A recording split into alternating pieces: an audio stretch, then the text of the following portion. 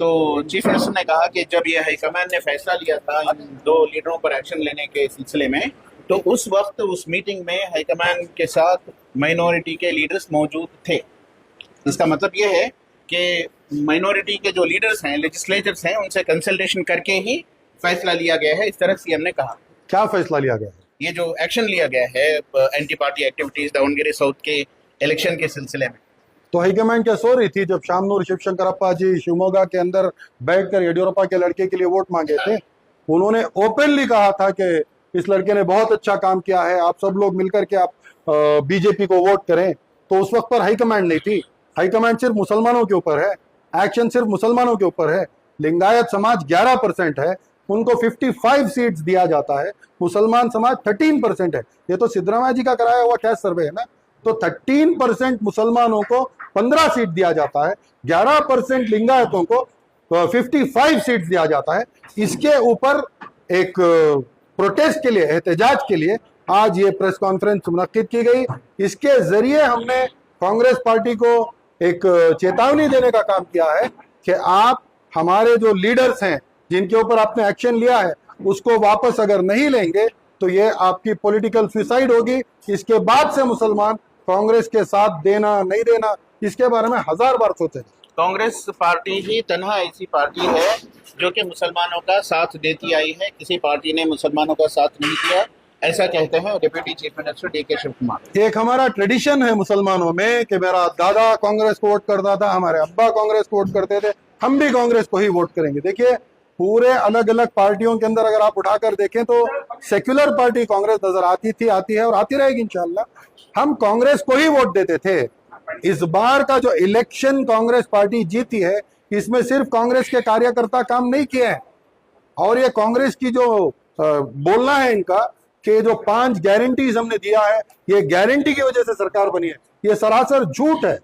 आप election commission की website उठा करके देखिए, बीजेपी का जो 38% वोट शेयर है वो इंटैक्ट है।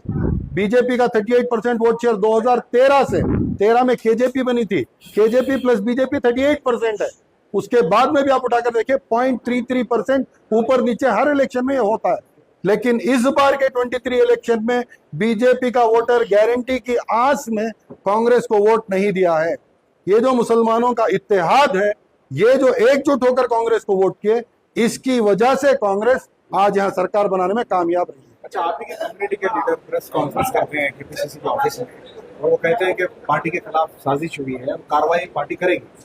कौन कर रहे हैं? पहले जो बोल रहा है उसकी तो हैसियत देखिए ना, कौन बोल रहा है उसकी तो कुछ मांग होनी चाहिए ना। जो शख्स यही जमीर अहमद खान साहब के खिलाफ चामराजपेट से इलेक्शन लड़कर डिपॉजिट नहीं हासिल कर सका, वो आज कह रहा है कि ये लीडर गलत कर रहे हैं, इनके ऊपर एक्शन होना चाहिए। आप तो इतने साल पहले ना, करीब तकरीबन 16 साल पहले, मैं वही सईद अहमद साहब की बात कर रहा हूँ, शकुनी मामा की। दुर्योधन दुशासन से कुछ नहीं हुआ, सलीम अहमद रिजवान अरशद से, तो ये शकुनी मामा को भेज दिए कि मामा अब आप जाओ। तो ये वही सईद अहमद, उनके नाम में ही सवाल है भाई, आज निकल कर आते हैं यहाँ पर आकर के सवाल करते हैं कि पार्टी ने ऐसा, मतलब ये करो वो करो। तो इनकी औकात इनको याद दिला दूं, वही चामराजपेट से आपको भी मौका कांग्रेस पार्टी ने ही दिया था। तो आपको चाहिए था कि जमीर भाई से बड़े लीडर आप बन जाते, आप बड़े लीडर बन जाते, क्यों नहीं बने? मौका तो आपके हाथ में भी था, क्योंकि पब्लिक आपको मानती नहीं, चाहती नहीं, आप ठुकराए हुए लीडर थे। आपके अंदर कोई अगर कौम की, मिल्लत का अगर दर्द होता तो हमारे पूरे इश्यूज में आप आगे बढ़कर आते। उस प्रेस कॉन्फ्रेंस में ये भी कहा गया कि जमीर अहमद अगर चाहते हैं पार्टी से किसी सवाल के जवाब दें तो कोई फर्क नहीं पड़ता पार्टी को। अरे इनको फर्क नहीं पड़ता ना, लेकिन पार्टी को जरूर फर्क पड़ेगा। आप एमएलए को जाकर के पूछिए, तनवीर सेठ साहब से पूछिए, हारिस साहब से पूछिए, रिजवान अरशद साहब से पूछिए आप कि अगर जमीर चले जाते हैं पार्टी से तो फर्क पड़ेगा नहीं पड़ेगा। वो जानते हो, क्योंकि वो मतलब इलेक्शन में मेहनत पड़ के वोटों के साथ एक इलेक्शन जीते हैं ना, सिर्फ एक इलेक्शन। इससे पहले हमने फ्री में उनको बिठाया था शिवाजी नगर में। तो मैं उनसे कहता हूं कि उनसे पूछिए, वो अगर बोलते हैं कि बोलने वाले कौन है जो वक्फ के घोटाले में है, जो मुसलमानों के लिए ऑटोज दिए गए थे उसमें से 10-10 हजार रुपए चुरा कर इनके ऊपर, इनकी गिरफ्तारी हुई थी, इनको कोर्ट ले जाया गया था, इनके ऊपर मुकदमा चला। वक्फ के कितने गफलों के अंदर इनका नाम भी है, मानिक शाह, शौते शाह, जो एक और शख्स उधर बैठकर बोल रहे थे, उबैदुल्ला शरीफ। तो उनकी बात बोल रहा हूँ। दारुल सबीलुर इरशाद में जब हजरत अमीर शरीयत का मुनक़िद करने का एक मशवरा हुआ, उस मशवरे में आकर बैठ गए, आवाम मुंह पर थू की तो वहां से चोर की तरह चेहरा छुपाते हुए गए थे। इससे पहले वक्त की जो मीटिंग उलमाए कराम ने बुलाई थी सबीलुर इरशाद में, वहां पर आवाम उठ करके सवाल करी, ऐसे चोरों को आप बुलाएंगे तो हम नहीं आएंगे। तो ऐसे चोर जिनको जमाना ठुकरा चुका है, जो कौम मिल्लत के कोई एक प्रोग्राम में स्टेज पर नजर नहीं आते, ये भीख मंगे उधर केपीसीसी ऑफिस के अंदर बैठकर सवाल कर देंगे तो कुछ एक्शन इसके ऊपर होगा? बिल्कुल नहीं होगा। उबैदुल्लाह शरीफ ने आप पर भी कोई इल्जाम लगाया वक्त घोटाले का? नहीं, मेरे पर कोई एफआईआर में कहीं कोने से भी अगर से आप एक मेरा नाम दिखा दें तो मैं पूरी जिंदगी उबैदुल्लाह शरीफ साहब का ड्राइवर बन के, उनका गुलाम बन के काम करूंगा। मेरे ऊपर एक नाम मेरा, उन्होंने कहा कि इसके ऊपर एफआईआर हुआ है, कई सारे केसेस उन्होंने गिनवाए, किसी भी एक केस में एक एफआईआर नंबर मेरे खिलाफ अगर वो साबित करते हैं तो पूरी जिंदगी मैं उनकी गुलामी करूंगा, उनका ड्राइवर बनकर जाऊंगा। ये झूठ है। ये लोग सिर्फ प्रोपेगेंडा के लिए ऐसे बाहर आते हैं। इलेक्शन के मेंढक, बरसात होती है तो मेंढक बाहर जैसे आते हैं, ये बरसात के मेंढक आते हैं और चले जाते हैं। हिजाब के मसले में कहां थे उबैदुल्लाह शरीफ, कहां थे रिजवान अरशद, कहां थे सईद अहमद, कहां थे महरोज खान?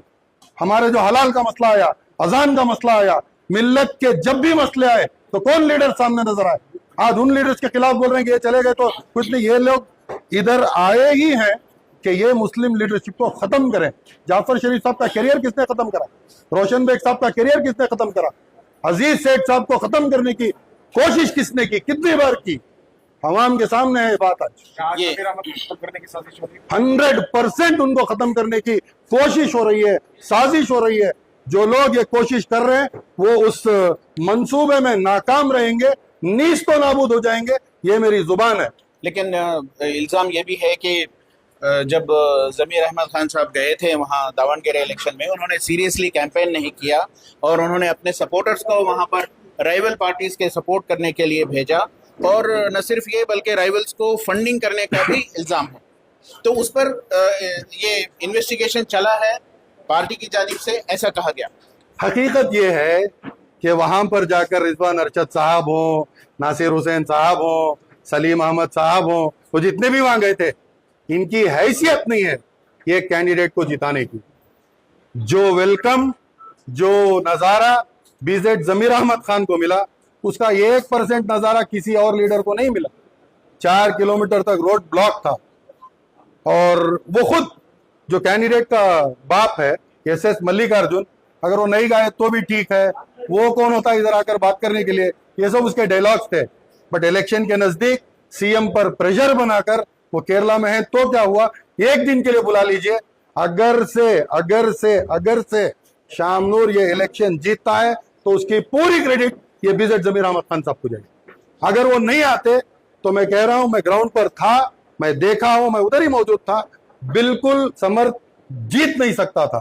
इसी के लिए उनके ऊपर प्रेशर बनाया गया कि वो आए, एक बार वो आकर जो चेहरा दिखा करके इलेक्शन वहीं से टर्न हुआ, वरना तो बहुत अच्छे इम्कानात दूसरे पार्टियों की थी। अगर आप हार जाते तो कौन जिम्मेदार?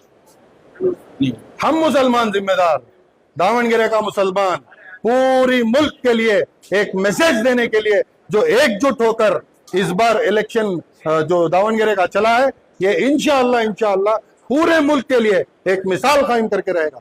लिंगायत समाज को आप 55 सीट देते हैं, मुसलमानों को आप सिर्फ 15 सीट देते हैं, जबकि मुसलमानों की तादाद 13% है, लिंगायत की तादाद 11% है।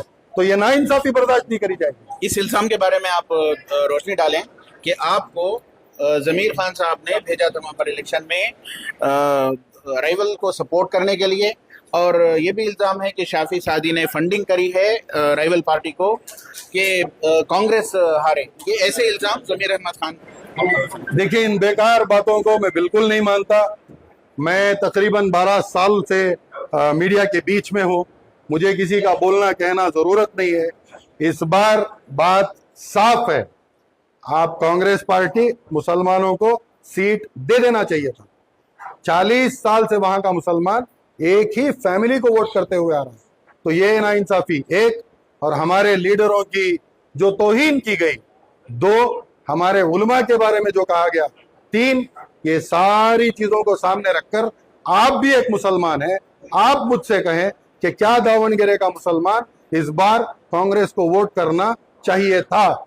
आप मुसलमान होकर दिल पर हाथ रख करके बोलिए, जब इतनी सारी नाइंसाफी मुसलमानों के साथ कांग्रेस ने की है। मैं बार बार इस बात को सीना ठोक के कहता हूं कि मस्जिद के जो बड़े बड़े बूढ़े बूढ़े जिम्मेदार था, इन लोगों ने वोटर लिस्ट लेकर एक एक घर जाकर के काम किया। कोई कांग्रेस का नुमाइंदा उनको 500,000 नहीं दिया, वो पैसों के लिए नहीं किए। उलमाए किराम की अपील के ऊपर इन लोगों ने हर गली हर कूचा जाकर, जो लोग उधर नहीं थे वो लोग अगर फॉरेन में भी हैं तो उनको अपने खर्च पर बुलाकर बस का पैसा दिए। कई सारे जो लेबरर्स यहाँ से बाहर काम करने के लिए जाते, जो अपने एड्रेस पर नहीं थे, तो मस्जिदों का पूरा ये एकजुट करना, उलमाए किराम को जोड़ना, ये कौन से लीडर्स ने किए थे?